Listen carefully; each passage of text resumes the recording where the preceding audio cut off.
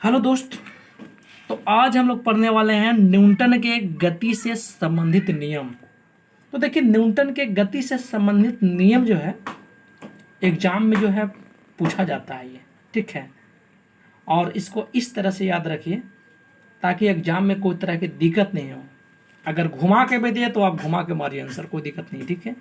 तो इसको समझने के लिए ऐसे तो आप लोग रटते होंगे, लेकिन रटिए, लेकिन रटने से माइंड में नहीं रहेगा हमेशा, ठीक है। कन्फ्यूजन उसमें ज़्यादा हो जाता है, इसलिए समझ समझ के याद रखिए, कोई दिक्कत नहीं है, ठीक है।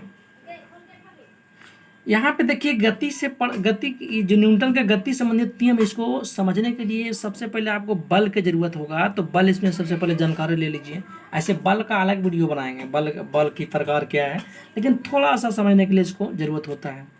देखिए, कह रहा है जब कोई वस्तु को धक्का देते हैं या खींचते हैं, तो अगर कोई वस्तु को धक्का देगा तो धक्का क्या मतलब, बल की जरूरत होगा ना जी, या खींचेगा। जैसे कुआं में बाल्टी आप डाल रहे हैं तो डालने के टाइम आपको क्या उसमें भी बल लगेगा, ऐसा बात नहीं है। और खींचिएगा तो और ज़्यादा बल लगेगा ना। तो ये समझो क्या है, ये सब बल है, उसी को तो बल बोलते हैं। कोई व्यक्ति दौड़ रहा है, ठीक है, या फिर मतलब कि बैठा हुआ है तो खड़ी हो रहा है, तो उसमें जो बल लगा तो बल हुआ। यानी बल जब कोई वस्तु को धक्का या खिंचाव देते हैं, बस सिंपल सी बात है, बल आप लोग जानते होंगे, कोई इसको बताने की डिटेल से जरूरत नहीं है। अब देखिए, बल बराबर यहाँ पे द्रव्यमान बटा त्वरण होता है। थोड़ा सा इसके बारे में जान लीजिए। और द्रव्यमान क्या होता है, वस्तु जब बल लगेगा तो उसमें द्रव्यमान होगा ना, और त्वरण भी उसमें उत्पन्न होगा, ठीक है। बल का ऐसे मात्रक होता है किलोग्राम मीटर पर सेकंड स्क्वायर, द्रव्यमान का केजी और त्वरण का मीटर पर सेकंड स्क्वायर। इससे जो बनता है किलोग्राम मीटर पर सेकंड स्क्वायर बोलते हैं, और इसी को बोलते हैं न्यूटन, इसी को बोला जाता है, ठीक है। इसको डिटेल से अगला वीडियो में चर्चा करेंगे, अभी थोड़ा सा जानकारी ले लीजिए इसको पढ़ने के लिए। देखिए, गुरुत्वाकर्षण बल की जरूरत है, इसको भी देख लीजिए थोड़ा सा। इसमें देखिए, गुरुत्वाकर्षण बल जब भी लगेगा ना तो दो वस्तुओं के द्रव्यमान के बीच लगता है, ये ऐसे नहीं लगेगा। जब दो वस्तु के द्रव्यमान के बीच लगेगा उसी को गुरुत्वाकर्षण बल बोलते हैं।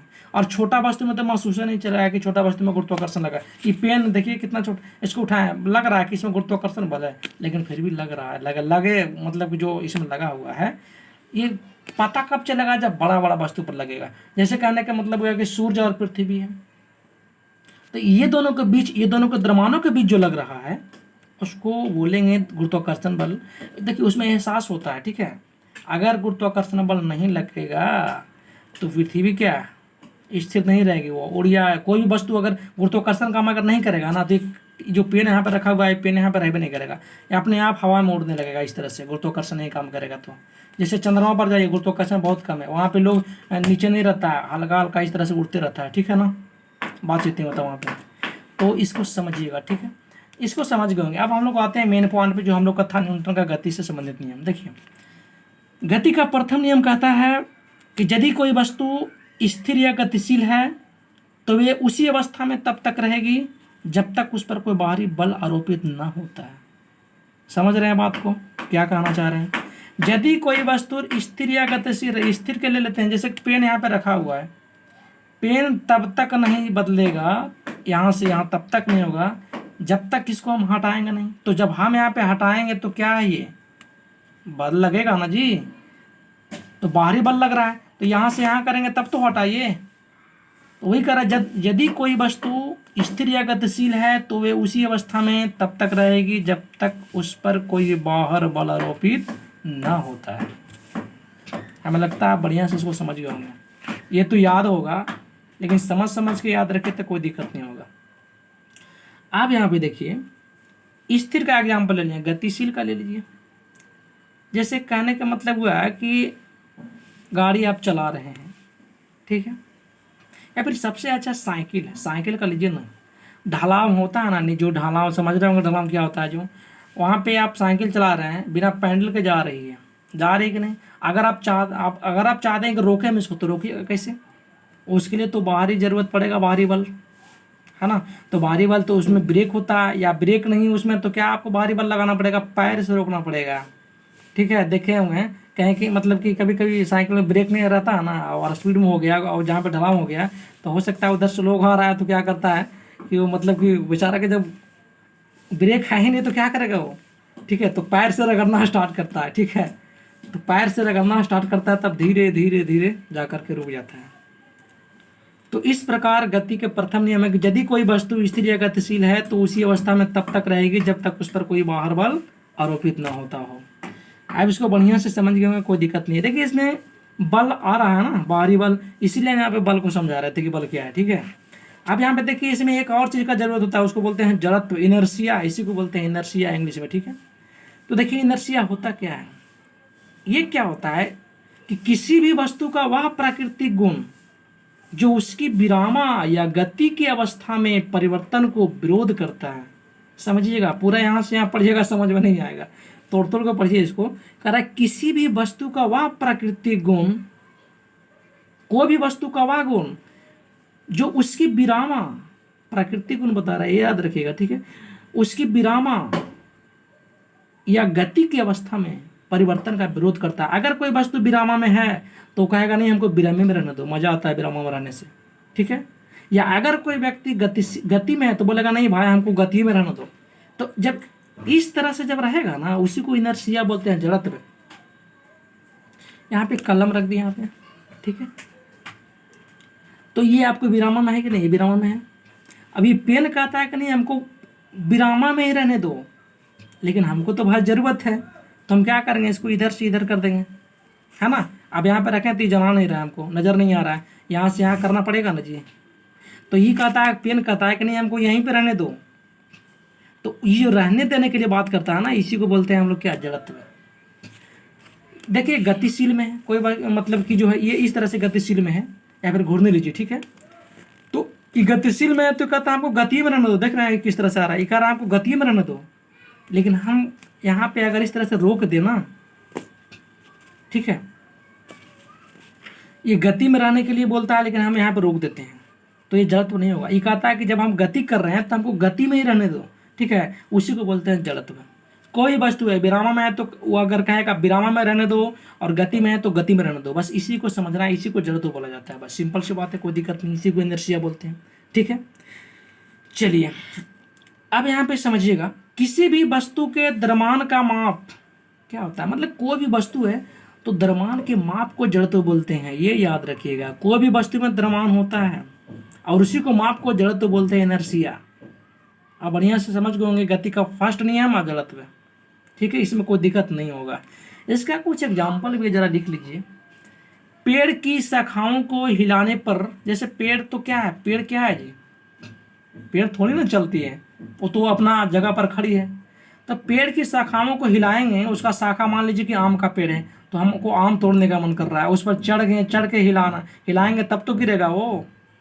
तो पेड़ की शाखाओं को हिलाने पर पत्तों का एवं फलों का गिरना, जैसे कि वो स्थिर में है, तो पेड़ जैसे क्या है, पेड़ की शाखा स्थिर में है, पत्ते भी स्थिर में है, और पत्ती क्या कहती है कि हमको स्थिर में रहने दो, हमको विरामा में रहने दो, ठीक है। लेकिन वहाँ पे क्या करता है कि जबरदस्ती क्या हिला देता है। अब भाई उसको हिलाने से झटका लगा ना, तो वही झटका लगा तो क्या होगा, वो तो गिर जाएगा पत्ता।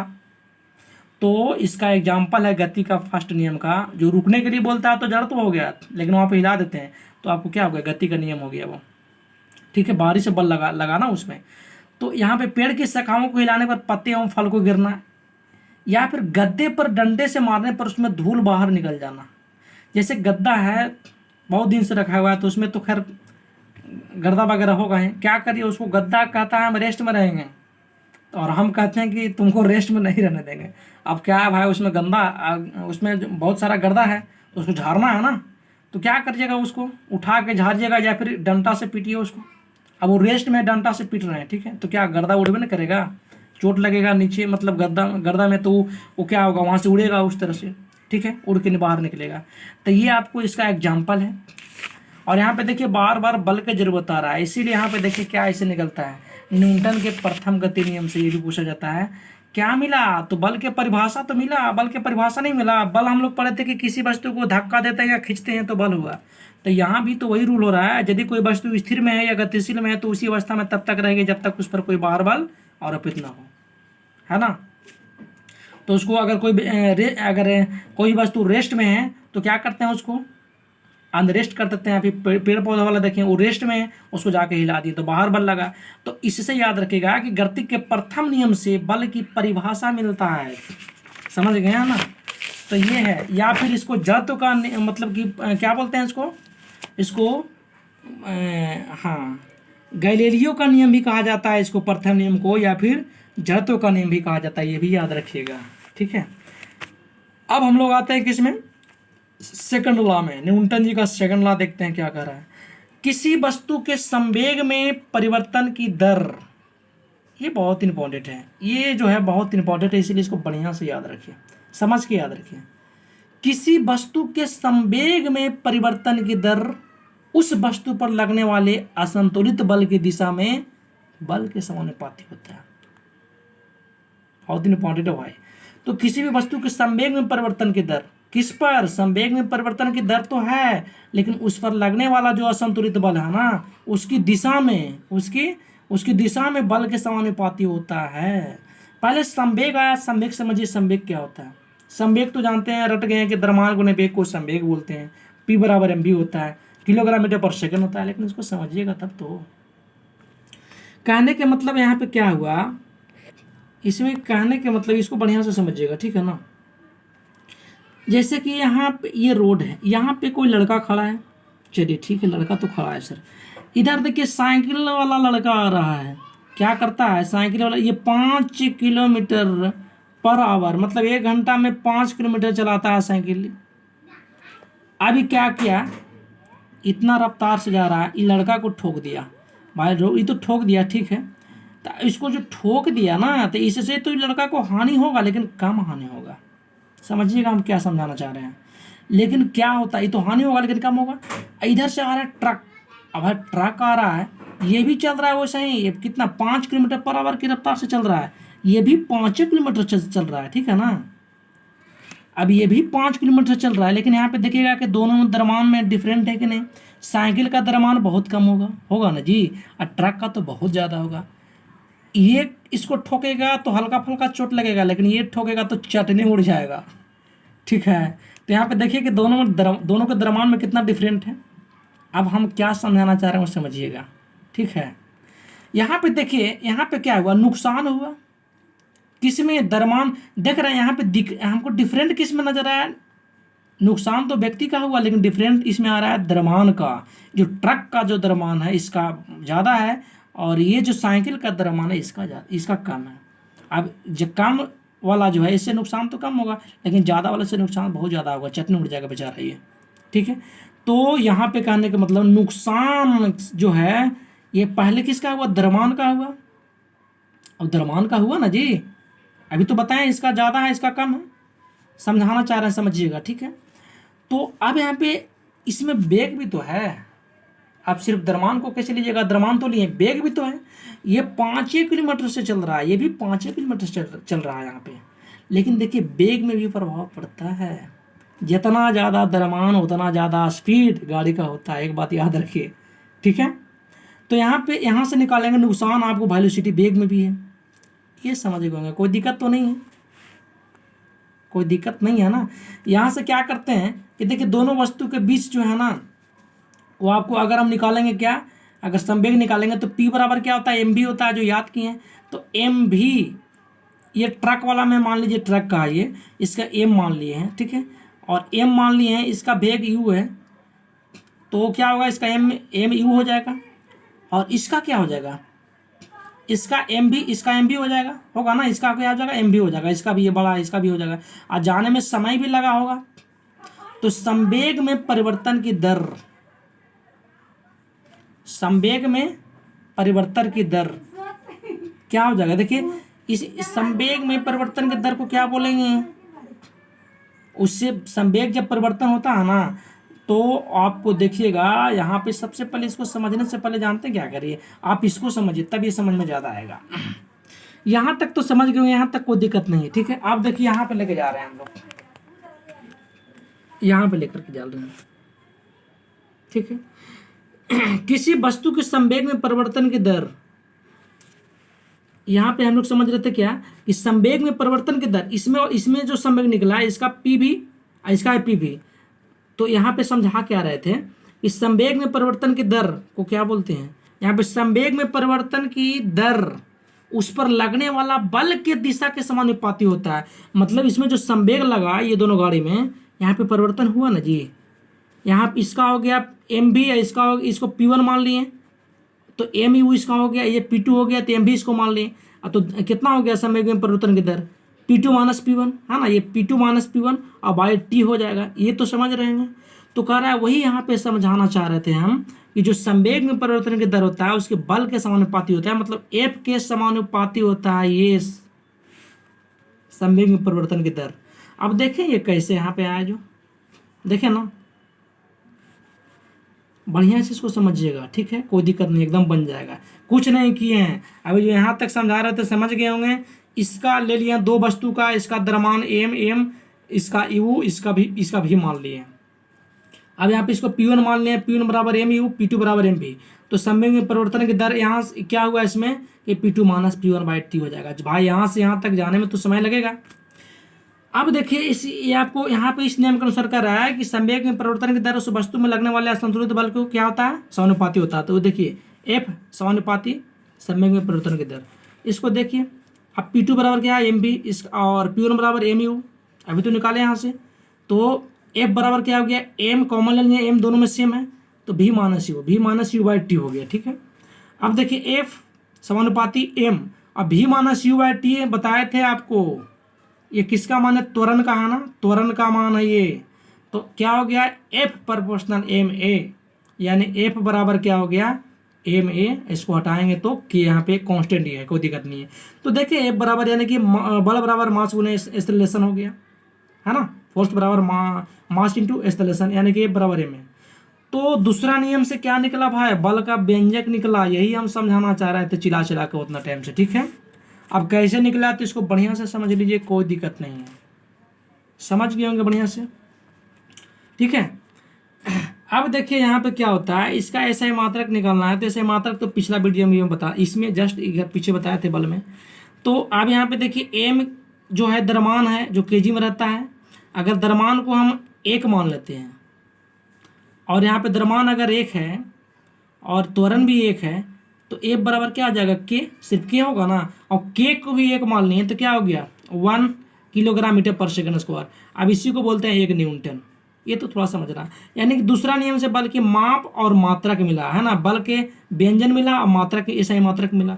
बस यही याद रखना, आप लोग यहाँ से यहाँ रट जाते हैं और समझते बीच में है नहीं। अब इसको समझ लीजिए, कभी इसको भुलाइएगा नहीं, इतना जान लीजिए आप। अब तीसरा नियम बहुत आसान है भाई, तीसरा नियम को कहने नहीं है, कुछ नहीं है। न्यूटन का तीसरा नियम कहता है जब एक वस्तु द्वारा दूसरी वस्तु पर बल लगाया जाता है तो दूसरी वस्तु भी पहली वस्तु पर तात्क्षणिक बल लगाती है। कहने का मतलब समझ रहे हैं ना, जब आप इस पर कोई बल लगा रहे हैं तो ये भी नीचे बल लगा रहा है, गुरुत्वाकर्षण हम क्यों समझा रहे थे वहां पे, इसीलिए हम यहाँ पे बल लगाए। जितना बल ऊपर लगाए जितने बल नीचे लगेगा। बस न्यूटन जी को कहना है कि जितना बल आप लगाइएगा उतना बल उसमें वस्तु में बाहर, जितना अंदर लगाएगा ना, जितना बाहर लगाएगा उतना अंदर भी लगेगा। वही है, मतलब कि दोनों का विपरीत हो जाएगा। जब एक वस्तु द्वारा दूसरी वस्तु पर बल लगाया जाता है, ठीक है, यानी कि क्या हो जाता है, तीसरा नियम में क्या होता है समझ गए होंगे। तीसरा नियम कोई दिक्कत नहीं होगा, प्रत्येक क्रिया के बराबर विपरीत प्रतिक्रिया होती है भाई, है ना, जितना बाहर उतना अंदर, उसी को बोलते हैं तीसरा नियम। कोई दिक्कत नहीं है, बस सिंपल से समझना था, कोई बहुत बड़ा मैटर ये नहीं है। जैसे देखिएगा बंदूक से गोली चलाने पर, अगर आप बंदूक देखना ना, बंदूक का जो ये रहता है खींचने वाला, ठीक है, तो ये जितना खींचते हैं ना तो ऊपर जो ठोकने वाला रहता है, जितना बल नीचे लगाएंगे वही आपको ठोकेगा, ठीक है। तो ये बहुत इंपॉर्टेंट इसका है एग्जाम्पल में, कोई दिक्कत नहीं है, ठीक है।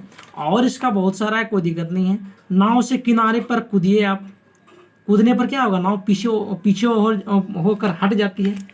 नाव में आप बैठे हुए हैं, नाव से आप किनारे में कूदना चाह रहे हैं, तो आप जितना आगे कूदिएगा उतना नाव पीछे हटेगा, जितना बल आगे लगा रहा है नाव उतना पीछे हटेगा, ठीक है। तो समझ गए होंगे 1 2 3 नियम, कोई दिक्कत नहीं है। इसको बढ़िया से समझ लीजिए, एग्जाम में जाकर हम ठोक दीजिए, कोई दिक्कत नहीं है, ठीक है दोस्त। तो थैंक यू।